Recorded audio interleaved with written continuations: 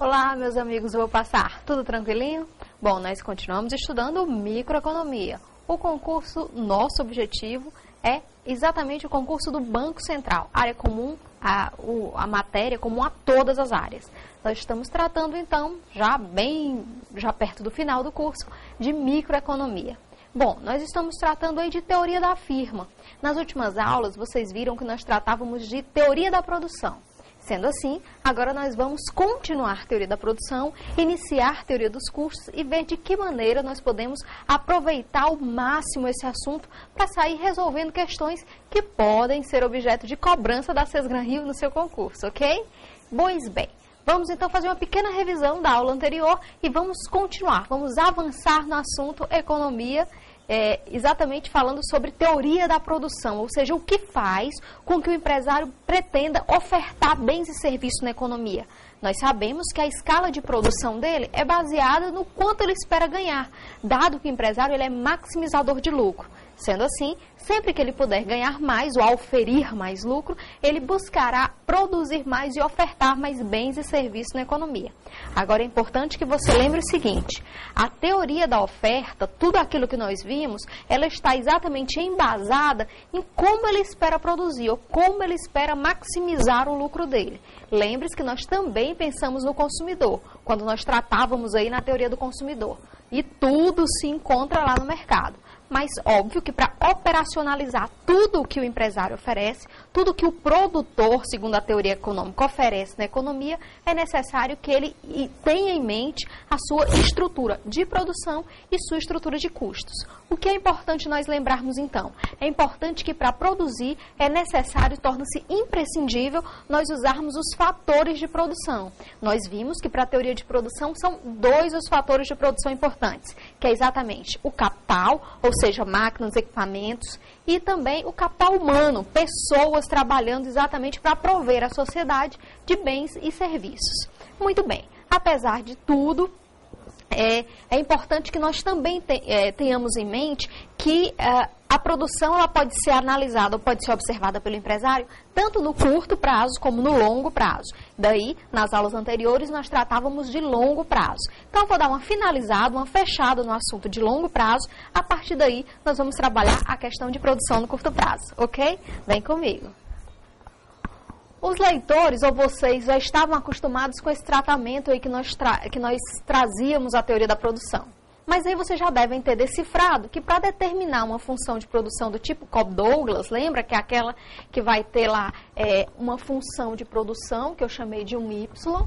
Opa! Deixa eu dar aqui uma procurada na minha caneta. Pois bem, é aquela que nós tínhamos a função de produção. A produção, ela é exatamente função do capital e do trabalho, que agora eu estou chamando pela letra L. Então, nós tínhamos aí a tecnologia representada por uma constante. Eu vou chamar aqui de A, nós chamávamos já de 3, de 4, enfim, o A representa a tecnologia. Vamos dizer que o K está elevado a um alfa, vezes o L, desculpa, dar uma apagada aqui. O K está elevado a um alfa e o L está elevado a um beta, que também são constantes que definem o quanto de capital e o quanto de trabalho se utiliza na produção e também as dotações que esses fatores são utilizados e a resposta que a utilização desses fatores dá exatamente à função de produção. Então, para tanto, a gente tem que observar exatamente os valores da soma algébrica dos parâmetros e a função a partir da seguinte regra. Imagine o seguinte, lembre da aula anterior. Se alfa mais beta forem maiores do que 1, se a soma de alfa e beta for maior do que 1, nós dizemos que os rendimentos de escala são crescentes. Lembra-se que nós estamos falando de longo prazo, nós estamos pensando aí em longo prazo. E lembre também que longo prazo é aquele período em que todos os fatores de produção, eles são variáveis, ou seja, não existem fatores fixos de produção. Bom, mas a soma dos parâmetros alfa e beta também pode ser igual a 1. E se isso acontecer, nós temos a situação que para o longo prazo, os rendimentos de escala são constantes. Ainda pode ocorrer que se você somar o valor de alfa e beta, você terá aí para o longo prazo uma empresa produzindo com retornos de escala decrescentes. Você pode observar isso tudo aqui na videoaula anterior, quando eu numerei, quando eu dei valores a alfa e a beta. No primeiro exercício, no primeiro exemplo, o alfa foi igual a 1 e o beta igual a 1. Aí nós vimos que quando nós substituíamos os valores de trabalhadores e de máquinas, ou seja, capital físico e capital humano, nós observamos que o resultado eram retornos de escala crescentes para o longo prazo. Também fiz um outro exemplo que o alfa era igual a 0,5 e o beta igual a 0,5. Como resultado, nós tínhamos rendimentos constantes de escala. E, finalmente, um terceiro exemplo, onde o alfa era igual a 0,5 e o beta igual a 0,25, e aí observamos rendimentos decrescentes de escala. Sendo assim, esse vai ser o nosso resumo, é o bizu, é a grande dica para a teoria da produção. Como se dão os retornos de escala. E aí, saber operacionalizar com a função do tipo Cobb-Douglas, ok? Bom, já que nós falamos o que podíamos, o mais importante, o mais relevante para a teoria da produção, nós vamos tratar no longo prazo, agora nós vamos tratar de curto prazo. Vem comigo então. Bom, desculpa, faltou o principal, esse era o fator surpresa para vocês. Era mostrar graficamente o que é um retorno crescente de escala, um retorno constante de escala e um retorno decrescente de escala. Eu acrescentei agora na última hora esse gráfico, ele está aí um pouco deturpado, mas eu vou cobrir aí com algumas cores para que vocês possam ter noção do que eu estou falando. Imagine o seguinte, eu vou dizer que retorno constante de escala é representado por essa reta aqui, verde, tá? Então, isso aqui é um retorno constante de escala. Se nós estivermos tratando de retorno crescente de escala, então nós estaríamos trabalhando com esse gráfico aqui. Opa! Com esse gráfico aqui. Nossa!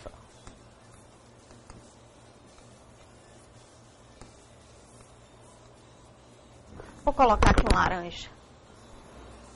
Nós estaríamos falando de retornos crescentes de escala, seria esse gráfico laranja, e os retornos decrescentes de escala obedeceriam aí... Opa!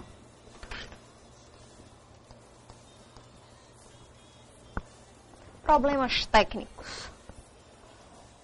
Esse comportamento aí, retornos decrescentes de escala. Então, imagine o seguinte, eu vou colocar aqui de lado para você lembrar, isso aqui representa retorno decrescente de escala.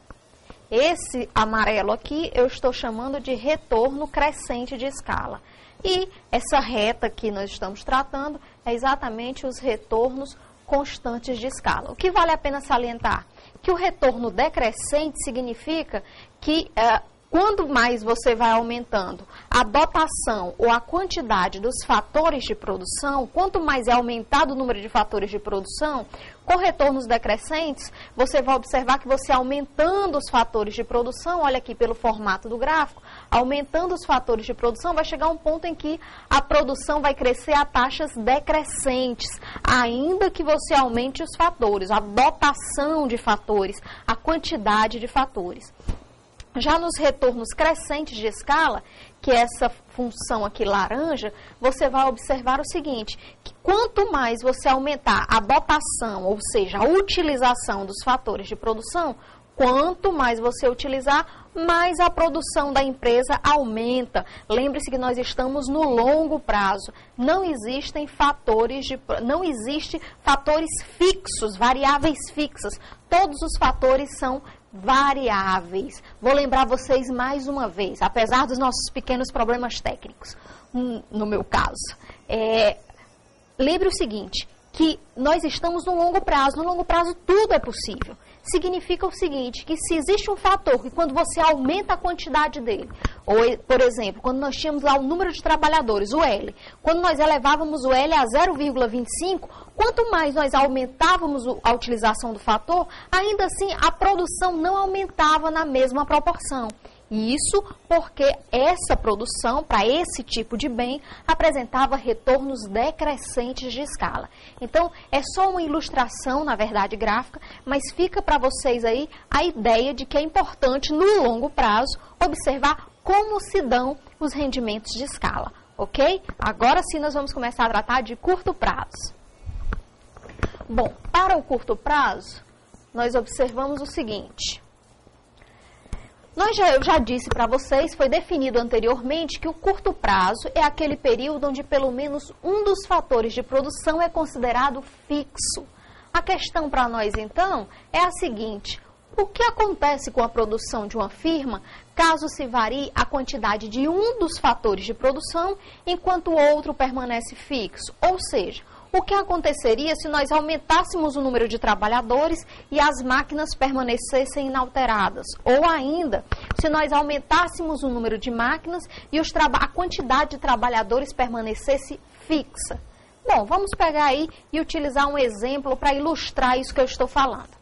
Imagine uma área ampla de terra para ser cultivada e inicialmente não existem trabalhadores cultivando a terra. Suponha agora que se contrate um trabalhador para cultivá-la. Significa que certamente o trabalho desse fator produtivo vai render algum produto, ou seja, vai existir alguma produção, mesmo que eu tenha uma única pessoa para plantar, para regar, para cuidar da terra. Bom, mas dado que a área é muito grande, deve ser óbvio que eu devo contratar um segundo trabalhador para aumentar a minha produtividade, para aumentar a minha produção. E esse segundo trabalhador aumentará a produção mais que proporcionalmente. Sendo assim, se a terra é um fator amplo, eu devo estar sempre contratando mais e mais e mais pessoas. Mas vai chegar um ponto em que, dado o tamanho da terra, ou o limite do fator de produção fixo, que no nosso caso é a terra, o que acontecerão é que os acréscimos na contratação de novos trabalhadores terão um impacto inferior, não interior, mas inferior ao verificado na contratação dos primeiros trabalhadores. Presta atenção, eu gosto muito de dar um exemplo que eu acho que fica bem fácil. É a questão de produção de... Imagine uma confecção, imagine que você tem uma confecção e você tem lá uma sala que tenha 5 máquinas de costura e nenhum trabalhador. Então, você tem a terra, você tem um fator limitante, você tem o espaço, você colocou 5 máquinas de costura e 2 máquinas de corte. Aí você contrata a primeira costureira. Quando você contrata essa primeira costureira, o que acontece? Ela vai trabalhar, vai costurar, só que ela tem o quê? Ela tem que pegar uma parte do dia dela, ir para a máquina de corte, sair cortando o tecido. No segundo expediente, ela tem que pegar tudo que ela cortou e vai ter que costurar, vai ter que ir para a máquina de costura. Digamos que essa trabalhadora sozinha consiga produzir 50 peças por semana. Pois bem, agora imagine que você, como tem máquinas ociosas e como tem espaço sobrando, você contrata a segunda trabalhadora. E aí você espera que com 2 costureiras elas passem a dividir o trabalho. Então, naturalmente, existirá a chamada divisão do trabalho. Uma agora vai passar boa parte do dia cortando e a outra costurando. Quando a que estava cortando terminar o seu serviço, ela vai ajudar a outra costurando. E aí o que nós imaginaríamos? Que a primeira costureira, ela produziria 50 peças por semana. Com o acréscimo da segunda, quer dizer, quando eu contrato a segunda costureira, seriam produzidos então 100 peças por semana.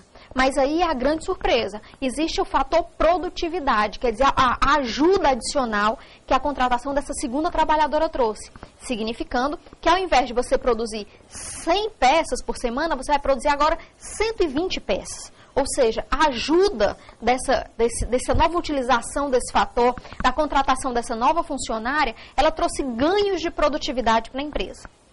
Imagine então que você contrata a terceira funcionária. Ora, se uma produzia 50, 2 estão produzindo 120, você imagina que a terceira funcionária ajudaria e traria uma produção aí de 180 peças por semana, por exemplo. Já que você imagina que 2 produzem 120, é porque cada um deve produzir 60 peças. E aí vem a grande surpresa. A contratação da terceira funcionária vai fazer com que a produção semanal da sua empresa, no entanto, não vai ser de 180 peças, e sim de 220 peças. Por quê? Porque houve mais divisão do trabalho. E aí você vai contratando, até que você consiga contratar as 5 costureiras e 2 pessoas única e exclusivamente para cortar o tecido, cortar as peças, para que as costureiras possam iniciar o trabalho com as peças já cortadas. Aí você vai ver o seguinte, que com 7 funcionários, 7 vezes 5, 350. Elas deveriam produzir 350 peças. Você vai ver que não vão produzir nem 350 peças, nem 6 vezes 7, 42, nem 420 peças. Mas essas funcionárias juntas vão produzir em torno de 600 peças por semana. Ou seja, há ganhos de produtividade com a utilização adicional desse novo fator de produção. Você vai ver no futuro que nós vamos chamar isso de ganho marginal, quer dizer, um ganho extra. Qual é a produção marginal dessa economia? O que é produção marginal? É a produção extra ou adicional que você obtém quando você acrescenta uma unidade do seu fator de produção. Exemplo, eu tinha uma única costureira, ela produzia 50 peças por semana. Eu contrato uma a mais, então eu tenho aí um fator de produção, no caso, mão de obra, a mais. Isso significa que eu vou ter 120 peças, eu tenho um ganho marginal de 20. Eu esperava 100 e agora eu vou ter 120. Então, existe uma produção marginal, uma produção adicional, quando eu acrescento uma unidade do fator de produção, ok? Bom, imagine o seguinte, você já tem aí no seu espaço as 7 funcionárias que você precisa. Só que você agora resolve contratar uma supervisora.